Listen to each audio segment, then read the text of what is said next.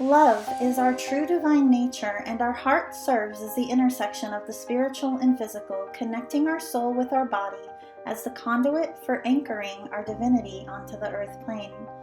Embodying our divinity is the key to our ascension and to manifesting our highest destiny in this life. The teachings of the heart are alchemy. Join spiritual mentor and channel Jennifer Spohr each week on a sacred journey to lift the veil to remembering your divinity and meet other beautiful souls who are living the path of the awakened heart. Hello, beautiful souls. I am really happy to share with you today a special guest. Her name is Reverend Dr. Ellen L. Mosti. She is a transformational coach, speaker, and visionary founder of Lightness1All Holistic Healing Centers. With a unique blend of scientific expertise and spiritual wisdom, she empowers women to transcend trauma, release limiting beliefs, and step fully into their authentic power. Welcome, Dr. Ellen. Should I refer to you as Dr. Ellen? How should Dr. I Ellen's refer to you? fine, or Ellen works as well. I do have all the titles, so I do Right. use them. So thank you so much, Jennifer. It's an honor to be here. Yeah, likewise. It's an honor to have you with us today. I'd love for you. I really, we were just saying earlier before this conversation, we like to go deep and we like to just dive right in. So I'd love for you to really start by sharing with us, what in your journey led you to this work, right? Because as we know, when you dedicate your life to a life of service, that is something innate, and it's generally something that is inspired by our own journey. So I'd love to hear more about your Totally. experience. Well, I'll try to give you the short thumbnail sketch. I was adopted close to birth. So my birth name was Mary Magdalene, and I just came from a Mary Magdalene retreat. So I feel that connection with you as a fellow Rose sister. Um, and then I grew up as Ellen Mosti. I, we all have what we have in life. We all get dealt a hand of cards and we get to play them. And, there was some alcohol abuse in my household growing up, as well as a lot of anger and a lot of chaos, as in a lot of households. And, it's just interesting to see how I chose and my response, and then how my brother chose his response. So my brother tended to stand up and still voice his opinion. I turned into a people pleaser and a peacekeeper. And, and in the process, I lost myself. So um, at some point in grade school, I decided that education was going to be my way out of the situation and that I could have more control over my life. In seventh grade, I decided I wanted to be a pharmacist and pursued that. And so that gave me a focus. And I did. And I ended up with a doctor of pharmacy degree. That is one of the doctorates that I have.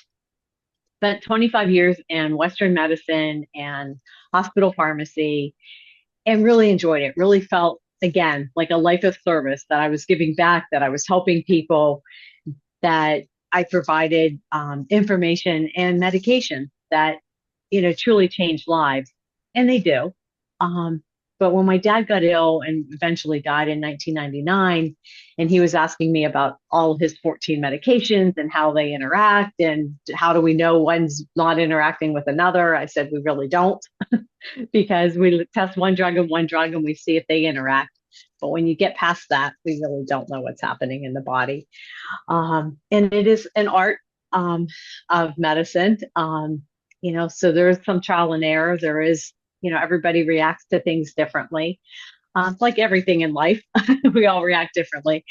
So when he passed, and I started my own healing journey and started really looking at, because most medications are just treating symptoms.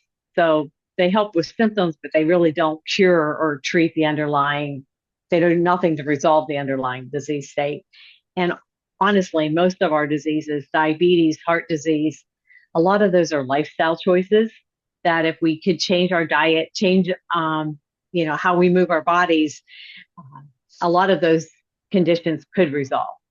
So with that knowledge, I went back and got a doctorate in spirituality and health so that I could actually help people transform and heal from the inside out.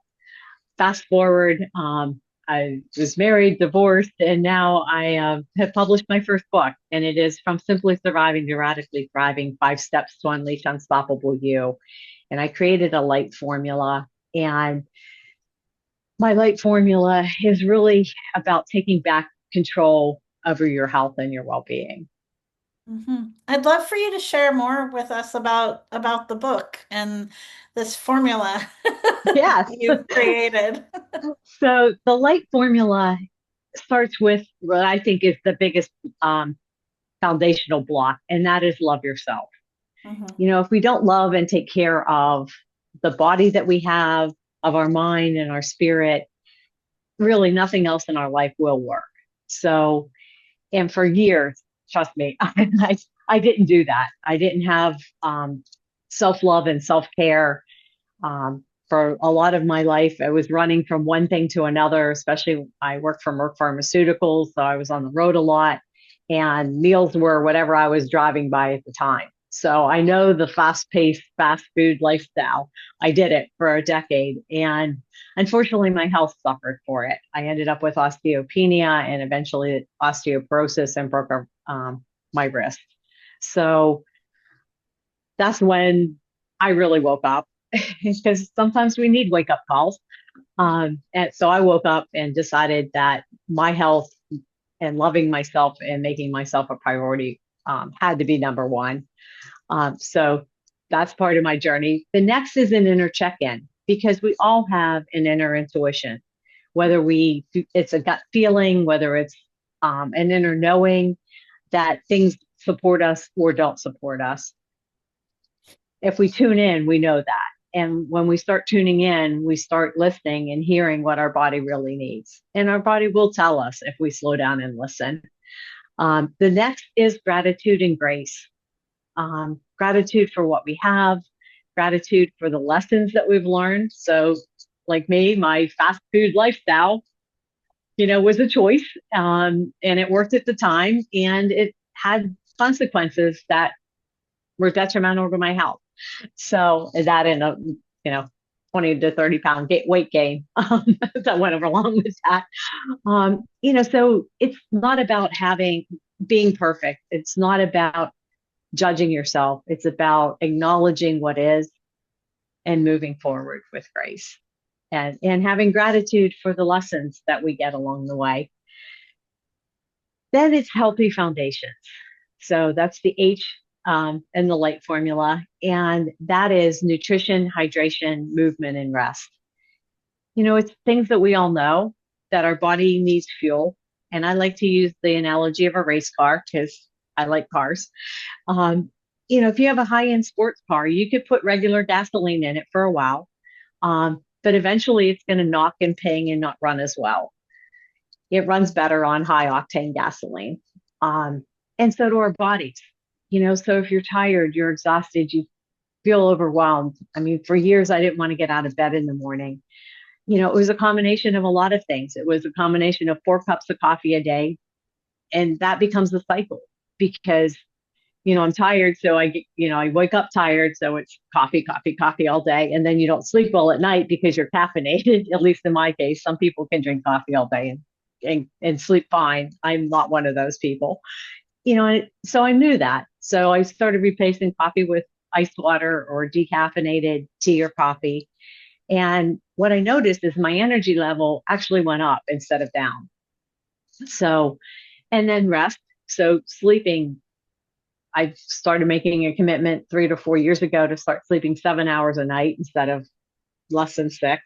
And now I'm between 7 and 8, usually at about 7.5 hours. And it just seems like that's an optimal amount of sleep for me. And again, it's an experimentation because we're all different of finding what that sweet spot is for you and your rest. And then, our bodies are really made to move. And I worked out with a couple of trainers and they said, a lot of people with arthritis feel like, because their joints hurt, they don't want to move and they don't want to like wear them out or make them worse. And actually, if you move in a supportive way, you can actually increase the lubrication in your joints. And then the last one is actually one of my favorites, and that is take 5 for joy. So Mhm. the more things that you can do that bring joy to your life, bring your energy level up.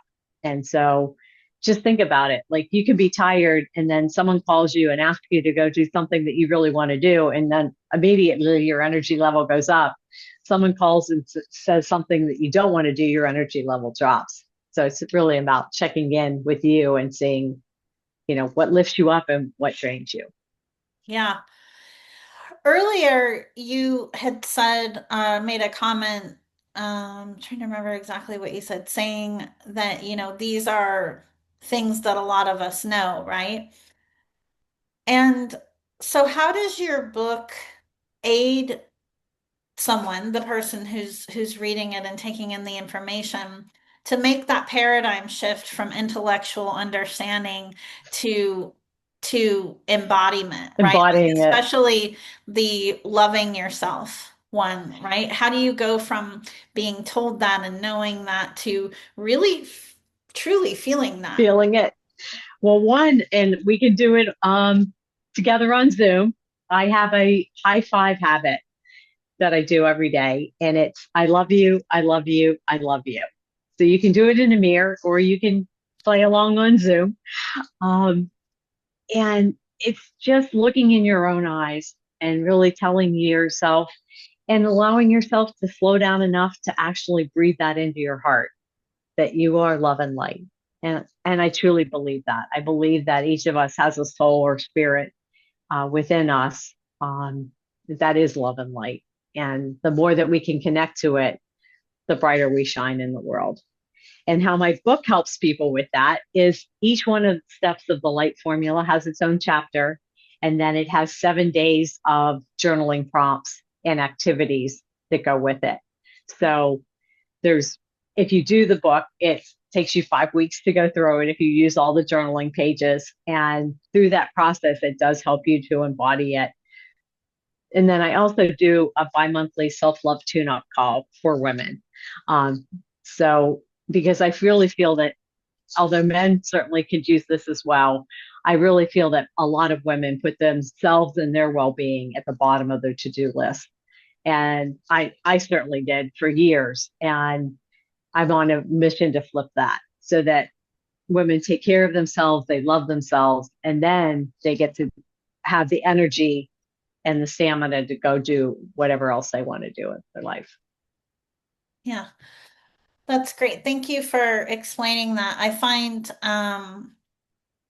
in a lot of like the mainstream teachings and industries, there is not enough uh, talk or guidance that's actually out there in terms of how to become embodied, in what we're talking about. We live in an information age, and we also live in a society that has conditioned us to believe that we need to always look outside of ourselves for the answers. So we're always being guided outside of our bodies. We are, and I'm guilty of that as well. And also looking, I mean, certainly the Western medical model is all giving your power over. Excuse me, I thought I silenced my phone. um, anyway, where was I?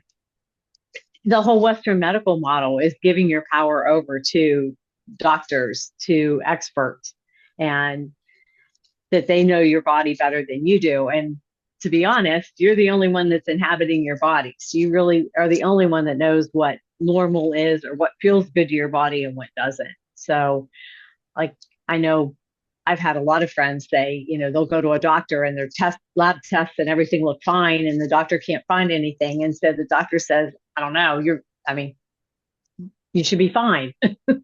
And they don't feel fine.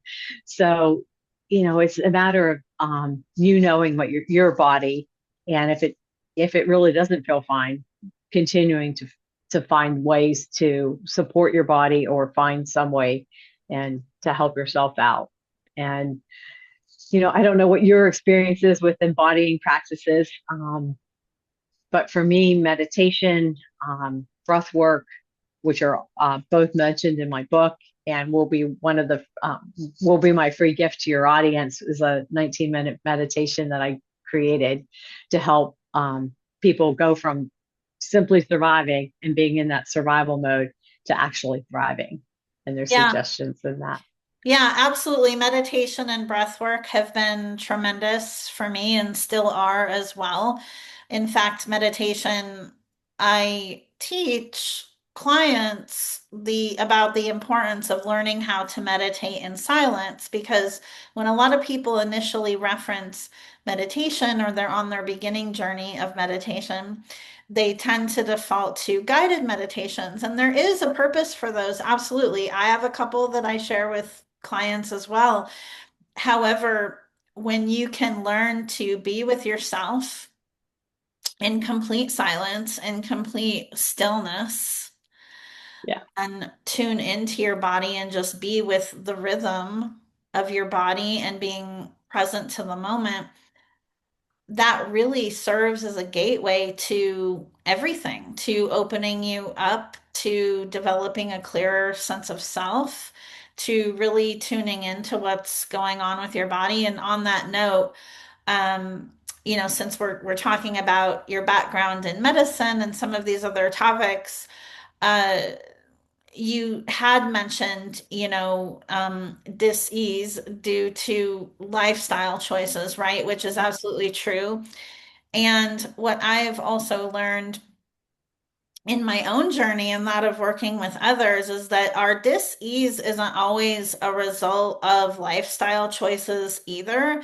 Dis-ease and ailments and we refer to it as, illness sometimes can be the result of stored energies, right? Yes. Because you can be on the outside, and I've been in this space as well in very good athletic shape and like crossing all the T's and dotting the I's there and still, struggle, right? If because there can be something suppressed that we're holding on to. And so when we're talking about embodiment practices, I also feel it's really important for one to have in place energetic hygiene practices, right? To ensure Yeah. that their field stays clear.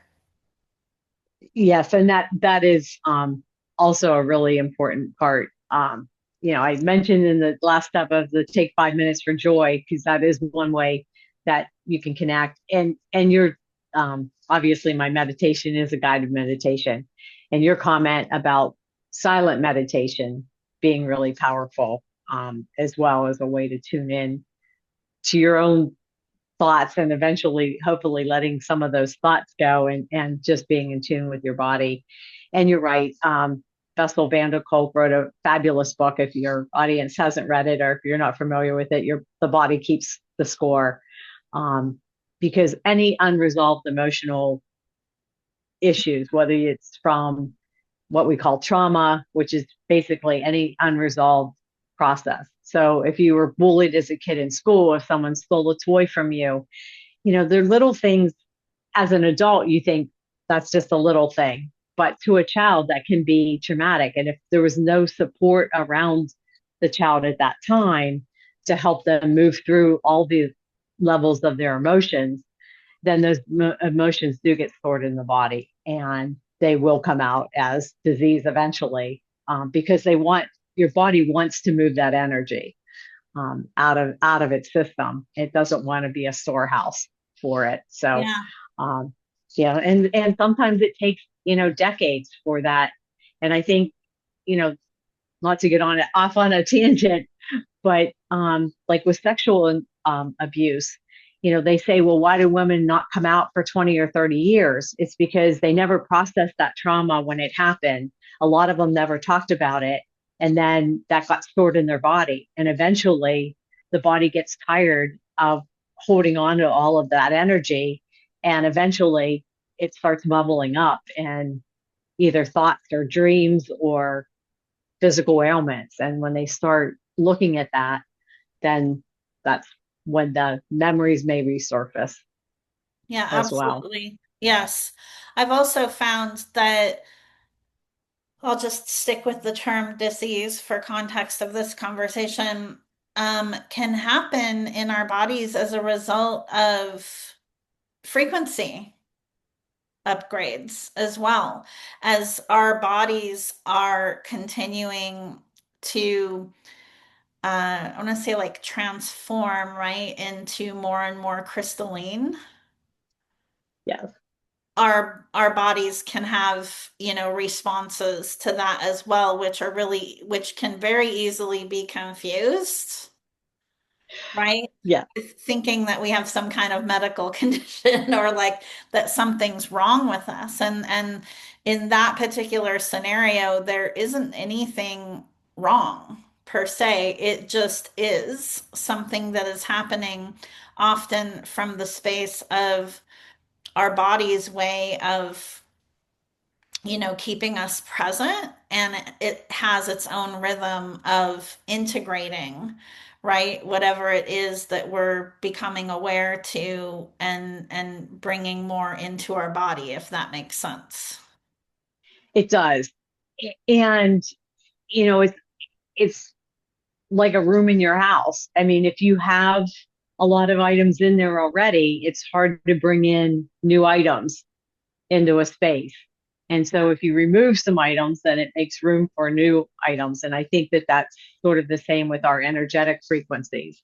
If we go through a process, which is part of what I do with my one-time release and rapid releases that I do in my coaching practice, is going in and digging out those negative thoughts and emotions that are stored in your body, or negative beliefs. Because sometimes, we as children, we're sponges. So we pick up beliefs from society, from parents, from school, from just Mhm. being around other people. And if we don't sit down and kind of sort through those and decide like what really supports us, or what are we just doing out of habit, um, once we clear out those things, some of those things, it can free up some space for some new ideas and some new energies as well. And then I don't know if you noticed that I do have a Healy device on me. It is a microcurrent frequency device that I have used for about 4 years and have found it really to be helpful to help shift my energetic frequency So for as those well. listening who can't see us Uh, visually, what's the name of it? Okay. So it's Healy, Oh, mhm. Healy. Yeah. Yeah, I don't own one. I've certainly heard of them. Yeah, yeah, absolutely. Yeah, but I have found that to be a really helpful addition to just helping my whole energy system in my body and What mind. what is, thank you for that. What is a particular turning point on your journey, something that you felt particularly challenged with that you're willing to share with us that everyone else can relate to? Well, I mean, certainly one of the turning points was my father's what I would consider an early demise at 72. When his mother lived to 99, and his brother just died at 98. Um, but it was years of smoking that led to emphysema and eventually lung cancer. So that was one turning point in my life. The second was my broken wrist, to get me to start paying more attention to my health and well-being. And my spiritual journey started from a really young age. I questioned a lot of the things that I heard growing up, a lot of things that I heard in religion. I mean, some were supportive, and then there were some that just caused me to have a lot of questions. So I think I've always been a seeker on that side. Um, and certainly going to graduate school opened my eyes to other religions and other ways of thinking. So for me, it wasn't just like one moment in time on my spiritual journey. It's been really a lifetime of just seeking answers, to questions like, why am I here? What's my purpose in life? Um, you know, and I still question, like you said, how much of our, is, I mean, I think having movement, exercise, um, rest and hydration and nutrition is important to our 3D bodies. Um, and there's a whole, like you said, with the crystalline bodies coming in with higher vibrations and energies coming in, um, there's this whole other realm to our health and well-being as well. And, I don't know that I have all the answers of how that all is going to come together for myself or for, the population as a whole. But I'd love to hear any thoughts that you have on that. Yeah, I mean, so something that's standing out is when we talk about the term seeking, what really the essence that comes forward for me is remembering. Because we have all of the answers already, and it's a matter of remembering them, right? And Yeah. going back to what we were briefly discussing earlier about how most of us have been conditioned to believe that we need to look outside of ourselves for the answers. Um, Even a simple practice or a simple declaration of, you know, connecting with yourself at a soul level. And when you feel that connection, just asking the question, what do I most need to remember in this now moment to align with my highest path? And then trusting what comes forward. Just a simple practice such as that can bring forward for someone so much clarity. Yes. So many tremendous shifts. And yes, there are people here in the world, such as me, you, right? We're all here in our areas of expertise to support those in their unique journey. But it's really like I've always looked at it like as supporting someone to bring forward their own remembrance. Like we're not even Yeah. necessarily really teaching, we're holding space and activating. Well, and I talked earlier about, loving ourselves first. And I really do believe that the vibration of love is healing. Um, and you're right. It is holding that unconditional loving space for ourselves. And then once we do that for ourselves, we can do that for other people. And I really believe that in that space is where you can connect to your intuition, to your higher self.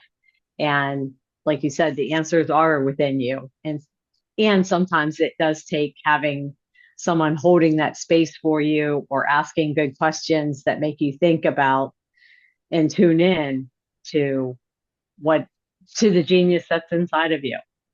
Yeah, yes, absolutely. And I feel like in the climate that we're in, in the collective, being in touch and feeling crystal clear in your sense of self is more important and fundamental than ever to navigate your path here. Something that I speak about a lot is the importance of being really anchored into your truth, not just clearly intellectually understanding that, but really feeling that palpably in your body and using that anchored feeling to make all of your decisions from that space.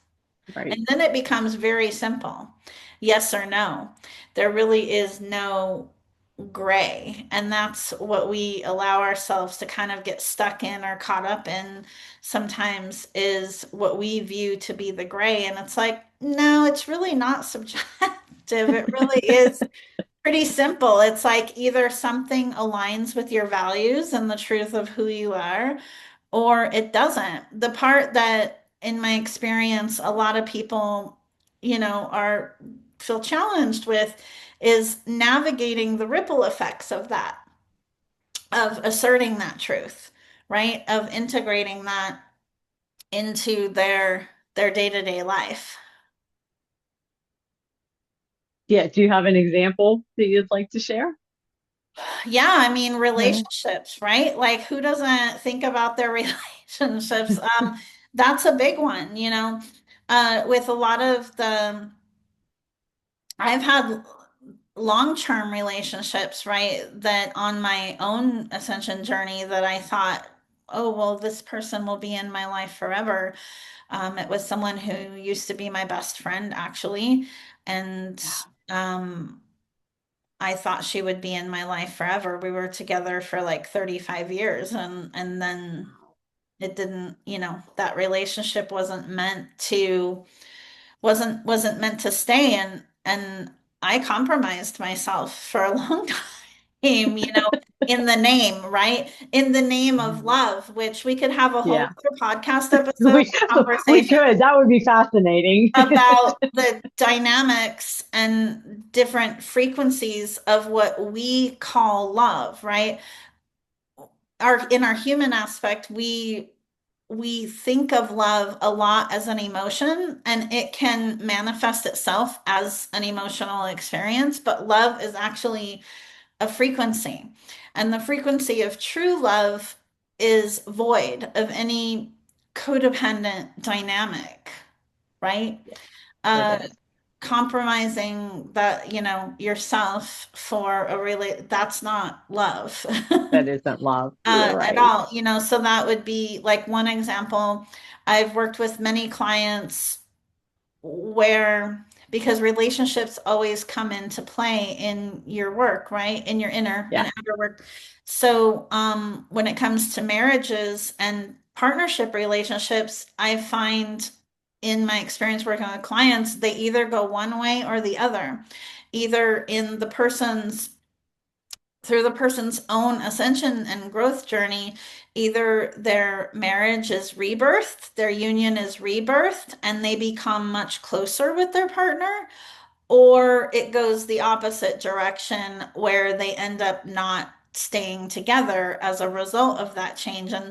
And that is something that every one of us on our own unique journey faces in our relationships, whether it's with partners, best friends, even children. And that's the thing too, on the subject of relationships, there's a lot of very deep ancestral societal programming around that because this person holds this label in your life, that it's like they get a pass, or it's like you automatically compromise yourself, right? Yeah.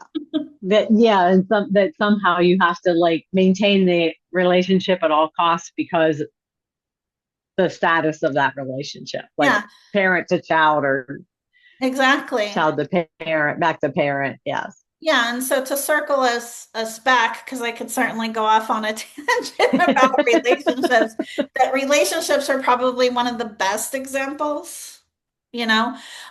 Career and occupation would be another good example, right? Because there's a lot of ancestral societal programming very deeply embedded around that you can only receive money in a certain way. You can only have certain careers that will produce financial security for you. And so there's a lot of limiting beliefs and programming There around is. that. So that would be probably the next best example, like neck and neck with relationships, I would say. Yeah. Because when you really start anchoring into the truth of who you are, um, your truth, the divine truth, right? That transcends any program, any construct. And when you are embodying what God literally put you here to do, that's where you start to generate true wealth, not just money, but wealth consciousness, right? And that's where you really begin to find true joy. And, some of the other things that you were talking about that I know are in your book. Yes, they are. And that is a really good point. And I actually do kinesiology or muscle testing. So I test myself. So usually I do like an okay sign, and then it'll release if it's a no, and it'll stay strong if it's a yes. Um, you also have to double check that your batteries are aligned correctly. So I always test my name first and then somebody else's name, like Jennifer, and then it's not strong, to make sure that I'm connected properly. Uh, but, so if and also, as you mentioned, being embodied versus being in our head. So I also spent probably the first 40 or 50 years of my life in my head. So I'm really living from like here up, so a lot of my thoughts, and you're right. I mean, the thoughts that can be the gray area. Should I, shouldn't I? And then weighing all the options. And if you really tune into your body, and the more you can do that, and there's different ways of testing for a yes or a no, but you're right. It is binary. It's a yes or it's a no. Does this relationship support me? Does this friendship support me?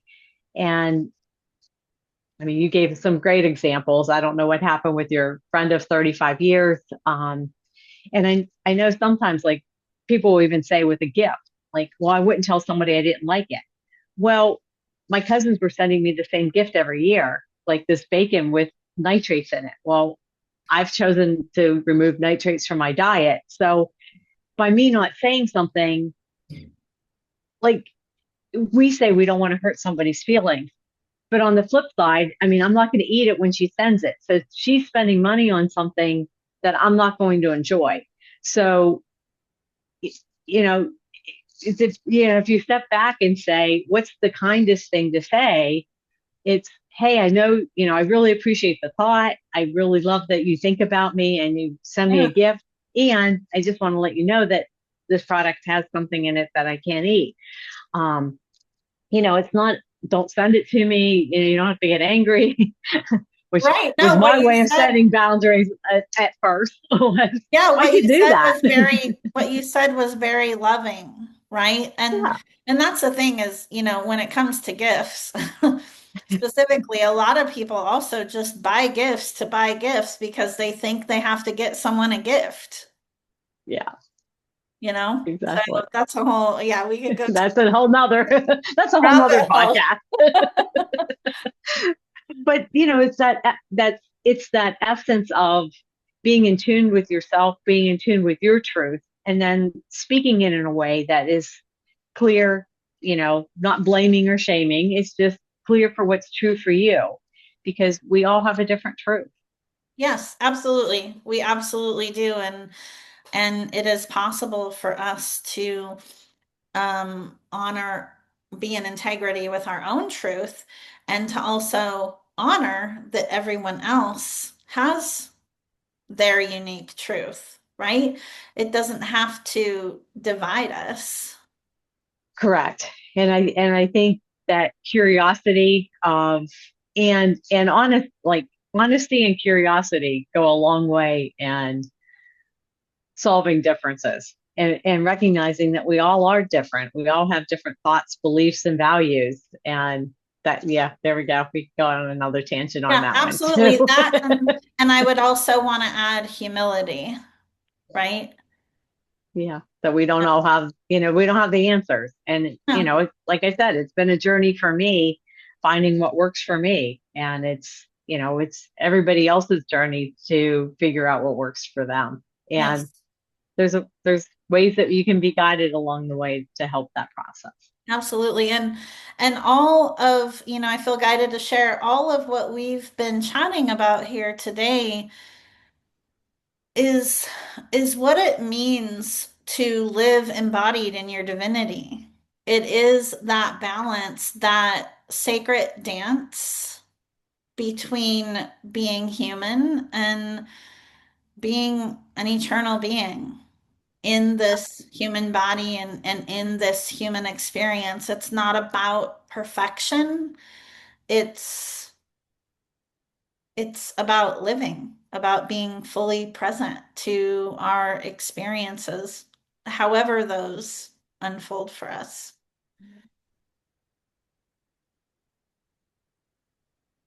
So, Very true.